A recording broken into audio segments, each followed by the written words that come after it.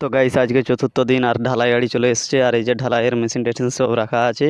তো আমি ছাদে চলে এসেছি, দেখাচ্ছি এই যে প্লেন সিট বিছাচ্ছে, এবারে ঢালাই স্টার্ট হয়ে যাবে। তো এই যে গুটি ফুটি সব কাটাকাটি চলছে। তো গাইস ঢালাই স্টার্ট হয়ে গেছে এখন। আর আমি এই যে ছাদে দেখাচ্ছি সব কিছু রেডি হয়ে গেছে, সবাই হরবর হচ্ছে কে কী কাজ করবে না করবে। আর ঢালাই অলরেডি চালু হয়েই গেছে, আপনারা দেখতেই পাচ্ছেন। আজ হলে এই ঘরটি কমপ্লিট দিয়ে দেবো আমরা।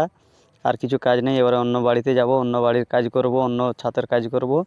তো সব কিছু কমপ্লিট হয়েই গেছে, এখন চলছে মেশিন আর ঢালাই স্টার্ট, রানিং চলছে ঢালাই। আর আমাদের এই যে কাজ হয়েছে দেখুন আপনারা, ঢালাই অলরেডি কমপ্লিটের মুখেই। একজন এই যে কাজ শিখতেছে, তাকে নতুন ভাইবেটার মারা করাচ্ছে, সে কম কম করে ভাইবেটার মারছে। আমাকে বলেছিল আমি পারি না, আমার তো এই সকল কাজে আমি পেশাদার নয়। তো গাইস বিমের চারদিকে এখন মশলা পড়ে গেছে ঢালাইয়ের। তো চারদিকটা মশলা দিয়ে করে এবারে মিডিলটা মারবে। তো গাইস আমাদের এখন ঢালাই কমপ্লিট হয়েই গেছে, এবার আর একটুকু আছে, ওটা হয়ে গেলে শেষ। তো কেমন কি ফিনিশিং হয়েছে না হয়েছে দেখুন আপনারা। আর এই যে আমার যে ম্যানেজার ছিল, সে এখন কন্ট্রাক্টর মালিক, সে